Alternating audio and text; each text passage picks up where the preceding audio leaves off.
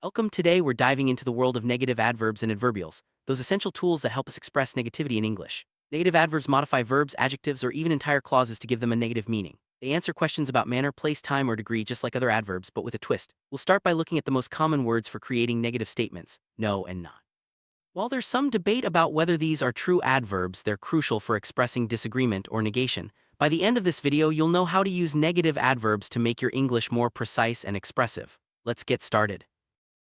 Let's break down how no and not work in sentences.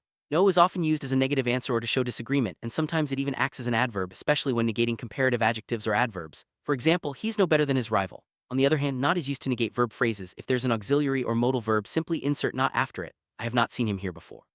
If there's only a main verb, use do, does, did plus not. He does not work every day. And with the verb be, just place not after it. They are not tall. Mastering these basics sets the foundation for understanding more complex negative adverbs.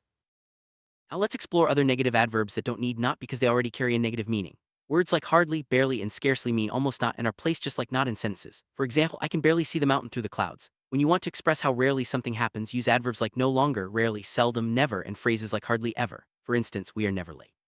These adverbs help you communicate frequency and degree of negativity with precision. Remember, these words are interchangeable in many cases, so choose the one that fits your message best.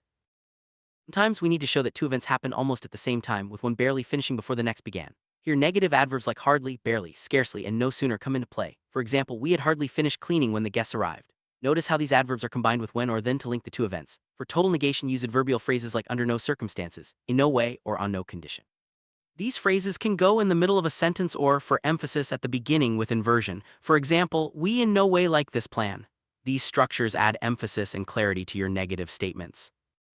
Finally, let's talk about using only to set conditions for negativity. Only means exclusively and is used with words like if, after, when, or until to show that something will happen only under certain conditions. For example, I will only go to the movie if you go too. This means you won't go unless the condition is met. Similarly, they are only living here until they find a new house. These structures are useful for expressing restrictions or requirements in a clear, concise way. By mastering these patterns, you'll be able to communicate nuanced negative meanings with confidence.